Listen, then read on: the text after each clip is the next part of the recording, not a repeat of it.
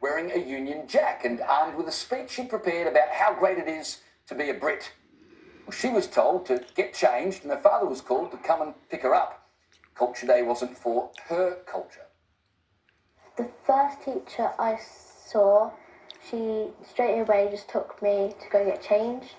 She didn't want to hear about my dress or see it. Another teacher tried to stop me and said, you can't do that, it's your nationality and not your culture. They asked me to come with them and to change into a second-hand school uniform. They said that I didn't sign a form when the head of year did bring my mum and she said she did sign it, yet they still didn't want me to wear it.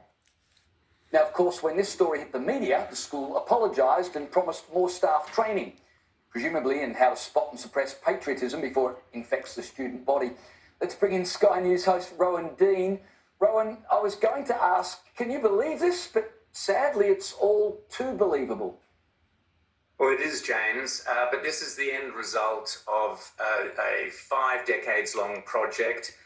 The hard left in Australia, in America, in Britain, in New Zealand, throughout the Anglosphere, to delegitimise Anglo culture. And there was a telling phrase that the young girl used there, where she said that the flag, the Union Jack, represented her nationality, but not her culture. And this is what the teacher told the girl. You can't wear a Union Jack because that's your nationality, not your culture.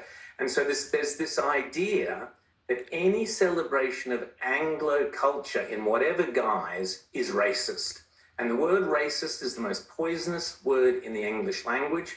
It has been weaponized to a kind of nuclear degree where any suggestion that you celebrate Englishness, Australianness, Americanness is automatically conflated with colonialism, which is now the great sin in the Western academia and Western education, and therefore any celebration of Anglo culture is racist and therefore colonial and therefore bad.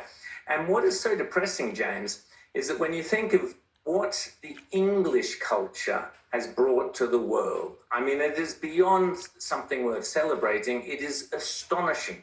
England back in the 1200s was this little island way off the coast of Europe, a few robber barons and people wandering around. It has grown over a few hundred years to be one of the great and most amazing cultures on the planet. We celebrate Chinese culture, we celebrate all sorts of cultures from all around the world, but the Anglo culture has given so much, and yet people are now being told in our schools to be ashamed of it, that it's not a genuine, official, realistic, credible culture as such.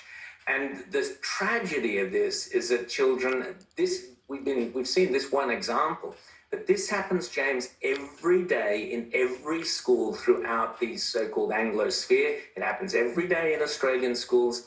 Kids are being taught that the Indigenous culture in Australia is more important than the British culture. In America, it's something different. In England, it's different again. But always it's the same. You are not permitted to celebrate Anglo culture.